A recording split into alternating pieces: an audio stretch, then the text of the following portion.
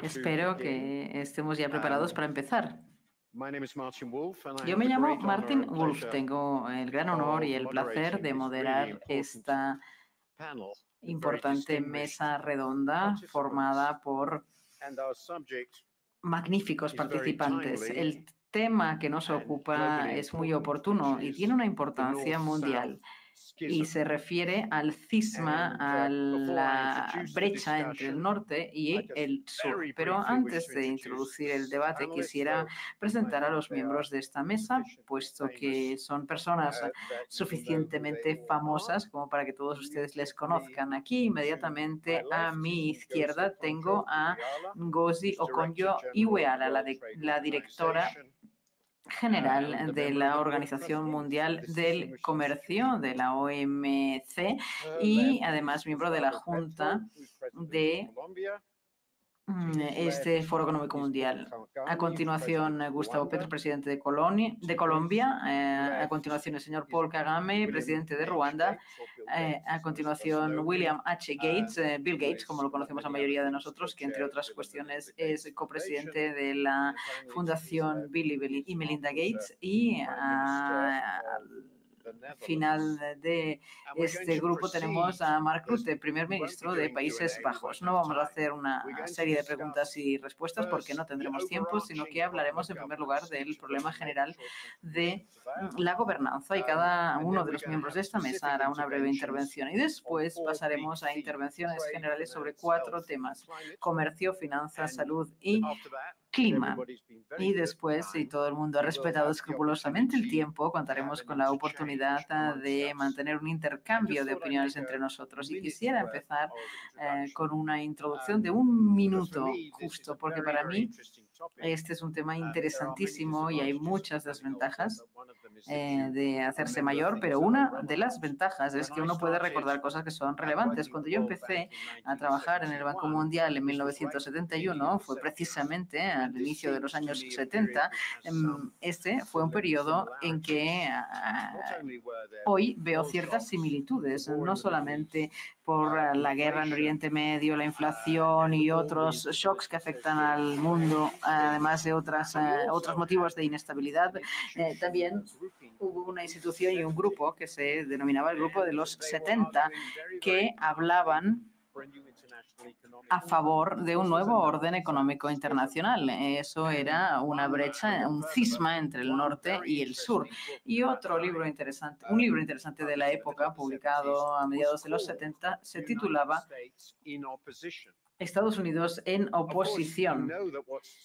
Sabemos lo que ocurrió en los 80, años 80 y 90. No fue que se implantara un nuevo orden económico global, sino que llegó en la era de la globalización. Y hoy nos encontramos al final de esa era. Pero es importante recordar que hemos estado ya frente a problemas como estos en el pasado y los hemos gestionado correctamente. Es importante pensar que los problemas actuales como la salud o el clima, que eran menos evidentes en esa época, nos afectan, pero que además ha habido grandes avances en el desarrollo en los últimos 50 años, algo que hoy quizás se ve más frenado o con problemas. Por eso quisiera pedir ahora a los miembros de la mesa que nos cuenten desde su perspectiva cuáles son los problemas de gobernanza en el contexto de las relaciones entre el norte y el sur. Y empezaré con el presidente Kagame, por favor. Muchas gracias. Quisiera abordar la cuestión empezando con las 2 crisis que definen el pesimismo que reina en el sur y que tienen que ver con esta cooperación internacional. Una de las cuestiones tiene que ver con el COVID. Cuando apareció la epidemia de la COVID, y el otro tema es lo que ocurrió con la inflación y los tipos de interés. la crisis de los tipos de interés que sucedió a la COVID. Empecemos con la epidemia por COVID.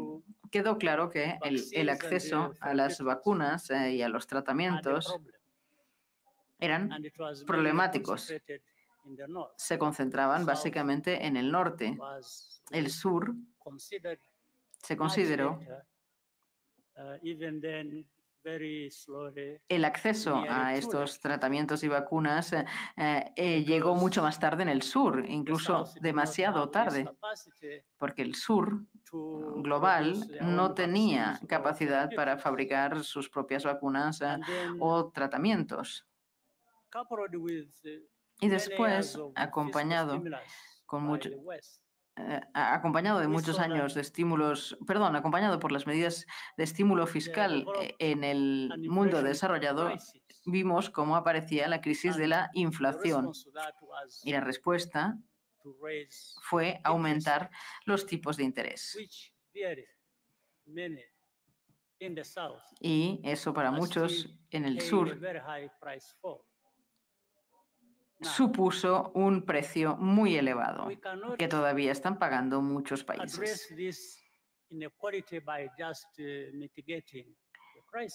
Y esa desigualdad no se podía abordar únicamente mitigando la crisis, sino que lo que necesitamos es integrar, incorporar, implicar a los países en desarrollo como los africanos y los de otros continentes ya desde el principio para empezar a dialogar sobre cómo esas desigualdades no deberían aparecer y no deberían afectar a las distintas regiones del mundo. Y es algo que debe hacerse desde el principio, no una vez se han desencadenado las crisis. No es entonces cuando hay que empezar a pensar qué se puede hacer por el sur, sino que debería implicarse al sur desde un buen principio. Y se debería ofrecer a África las herramientas y los instrumentos que ya existen y que sirven para trabajar en estas materias que hay que resolver para que África pueda volver a tener acceso a la mayoría de los elementos que necesita. Muchas gracias. Muy útiles sus comentarios y sus aportaciones a este debate. Quisiera dar la palabra al ministro Rutte. Desde su perspectiva, ¿cuáles son los elementos que entran en juego?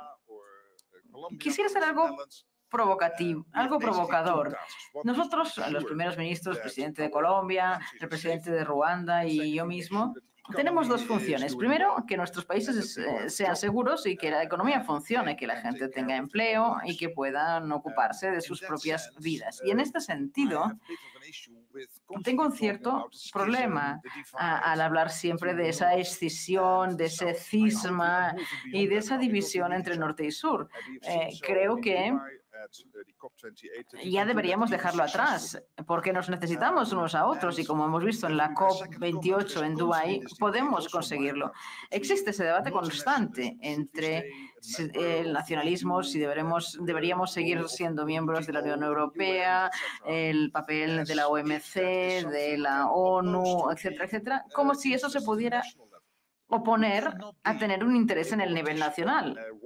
Uno no puede ser un político nacional que se ocupe de los intereses nacionales de su país si no forma parte de un potente sistema multilateral. Y para eso hay que invertir en ese sistema multilateral que tiene que basarse en normas y por eso debemos dialogar sobre cómo podemos progresar, como por ejemplo con la OMC.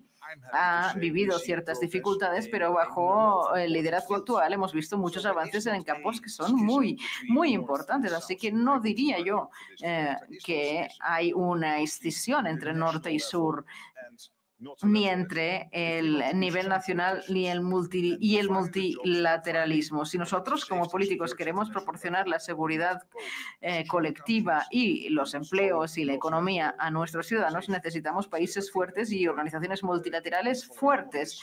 Y Martín, creo que tenemos muchos temas, muchos ejemplos de situaciones en las que estamos haciéndolo bien. Por ejemplo, las pesquerías en la OMC o los acuerdos sobre daños y compensaciones de la COP28. Lo hemos conseguido. Muchísimas gracias. Ahora quisiera dar la palabra a la directora general de la OMC. Gracias, Martín. Gracias por estos amables comentarios del primer ministro Rutte sobre los avances en la OMC. Pero tras lo que han dicho el primer ministro Rutte y el presidente Kagame, si vemos un poco el porcentaje de la producción mundial. En 1995, las economías en desarrollo y los países emergentes representaban el 42% de todo el PIB mundial, de la producción mundial. Los países desarrollados representaban el 58% del PIB mundial. Ahora, en 2022, vemos una situación en que estas cifras se han invertido. Por lo tanto, estos cambios en los porcentajes de la producción mundial que se reflejan también en los porcentajes correspondientes al comercio, reflejan la multipolaridad del mundo. Vivimos en un mundo multipolar. No hay un único centro de poder hoy en día. Y a mí lo que me preocupa desde la gobernanza mundial es cómo se gestiona esa multipolaridad. No hay un único centro que pueda resolver todos los problemas del mundo. Somos interdependientes y debemos trabajar juntos, y eso nos remite a cómo podemos hacerlo. Ahí es donde las organizaciones multilaterales deben reforzarse y obviamente también deben modernizarse para adaptarse a los tiempos, pero son indispensables porque tenemos que resolver problemas que son globales, como el cambio climático o la pandemia mencionada por el presidente Kagame. Así que, ¿cómo podemos resolver estos problemas de la multipolaridad global? Esa